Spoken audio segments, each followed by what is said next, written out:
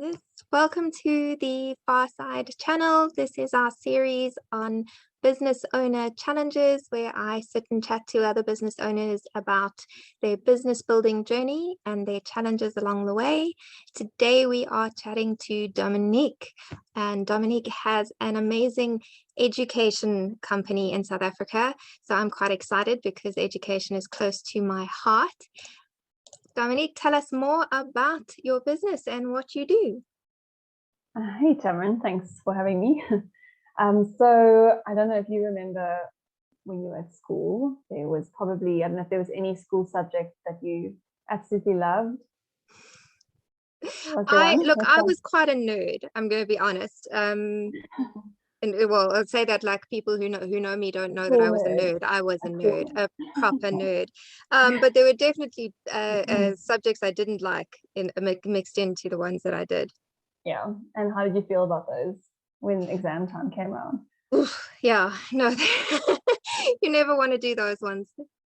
Yeah. So now you can also imagine parents who, I'm not sure if you have kids at school, no kids at school, have friends that have kids at school, but it's stressful. I think, when exam times come around, then everybody's in a panic. And I think for the parent especially, it's especially stressful. And we find that most parents nowadays are, really busy.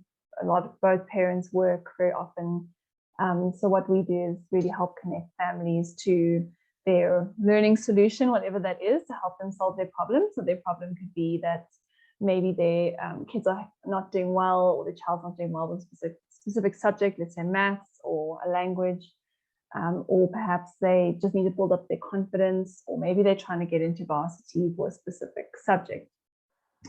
So whatever their learning goal is, we try to find the right person for them who can sort of provide that extra support on an extracurricular basis, and help them and coach them and give them, fill in the gaps, help them fill the gaps in knowledge as well. And I think support the parents, because parents don't always have the time and even the expertise, and then patience is another story altogether when you're trying to help your child and you're very emotionally involved in the situation. Also, I'm assuming if you were weak at that subject yourself and now your child is battling at that subject, you're going to feel very powerless to help them. So it's nice to have that support. Absolutely. And things like maths, especially, there's a lot of like negative emotions that go around with it, a lot of lack of confidence, and people start to build up a bit of a wall or resistance. So sometimes you just need somebody from the outside who can just give you a fresh perspective and help you build that confidence and the building blocks again. So yeah, we have a lot of happy parents, and we do our best to solve the problem, but also make people feel good while they're experiencing the service through us.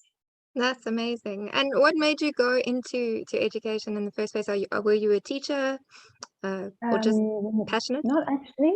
So my business partner, Amy, and we actually studied physiotherapy. So we met at university, and I was reading a book about business, one of the Rich Dad Poor Dad series, and I was just so inspired to start a business. He made it sound so easy, and Amy was tutoring for many years already, even from school days. She was helping parents, she was getting paid for it, and so we sort of combined our minds and formed Brightsparkz. And so obviously along the way we've learned a ton about education, but we really believe that education does unlock doors for people. So that's sort of one of our core things, is that we believe it creates better opportunities, or we like to call it brighter opportunities, through learning. So we also do some specialized services like reading and scribing for parents or for learners who have learning barriers, and they get a special concession for that to write an exam with a reader or scribe. And then we have some other support services like study skills and things that complement the whole learning journey as well.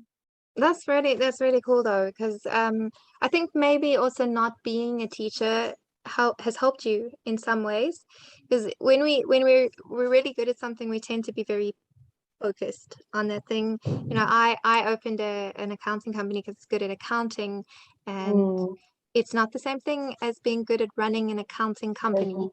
Yes. Yeah, it's very absolutely. different.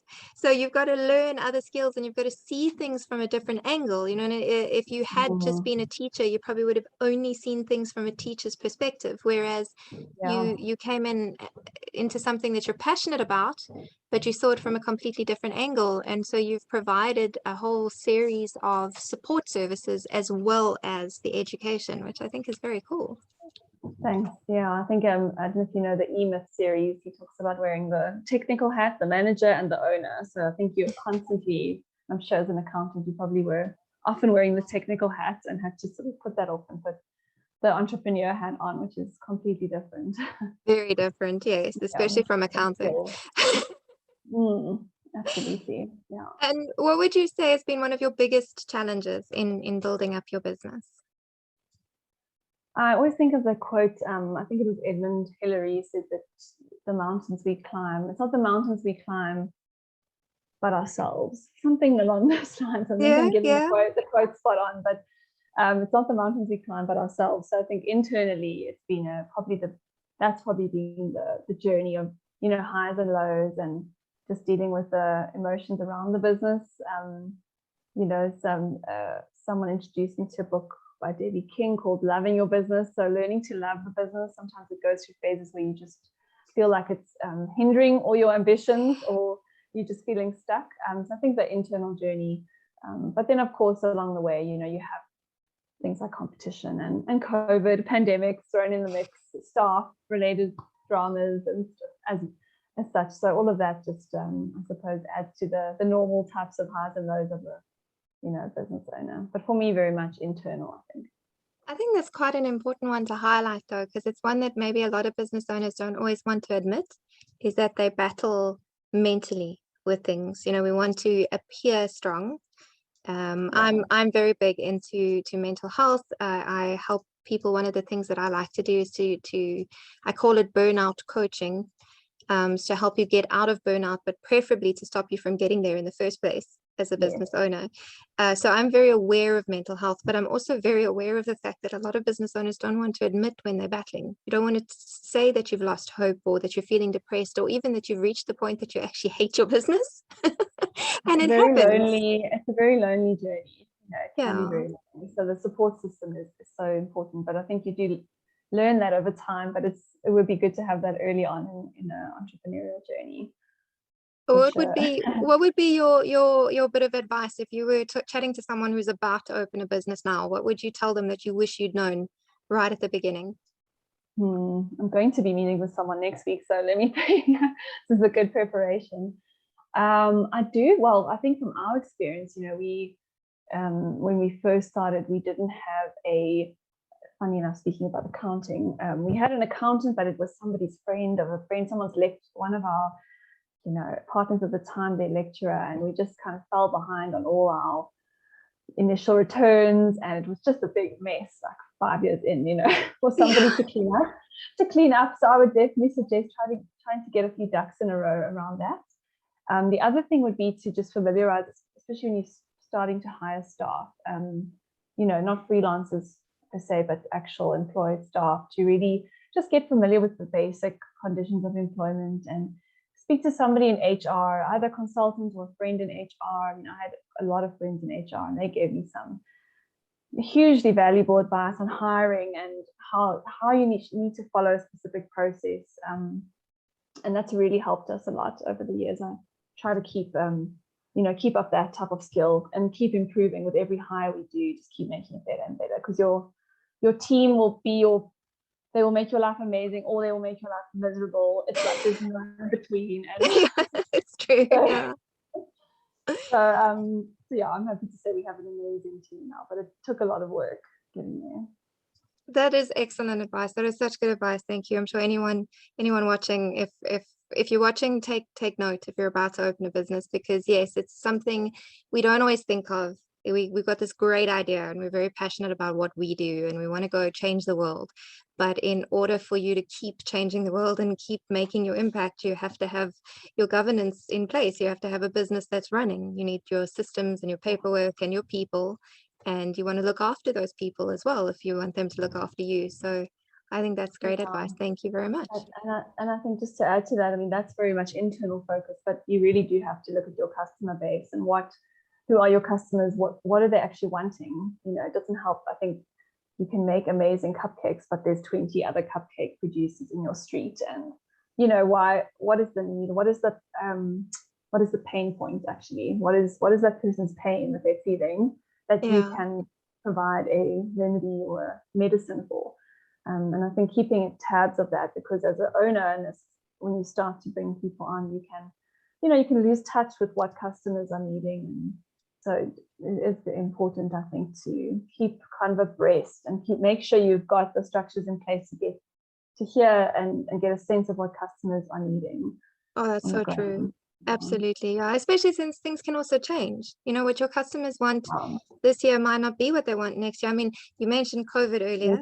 There's a completely different support needed during COVID, you know, and I'm sure you went very much from doing the occasional bit of tutoring to suddenly basically helping parents homeschool, which is an entirely different story, you know. So, and it means that you've got to be ready to listen to what your clients are saying and see if you can help them, or if you need to send them to someone else or create a new service. So yeah, it's very important to keep listening.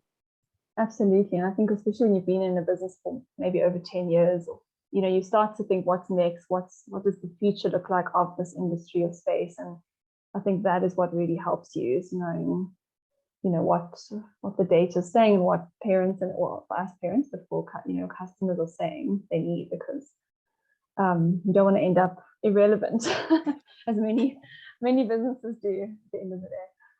Oh, it's excellent advice. Thank you so much, Dominique. It's been so good speaking to you. Thank you for chatting and for giving us your insights. If anyone is busy looking for tutors, how will they find you? Yeah, so they can contact us via our website, which is brightsparkz with a z.co.za. Or look me up on LinkedIn, Dominique Hsuan, or we have a Facebook page as well, so they can contact us. Awesome. I will put all the links below this video. If you're looking for tutors, or you just want to chat to Dominique and hear about her business building journey, connect with her and give her a shout, and I'm sure she would love to help you with anything education related or more, I'm sure. And anytime. Thanks, Cameron. Thanks, Dominique.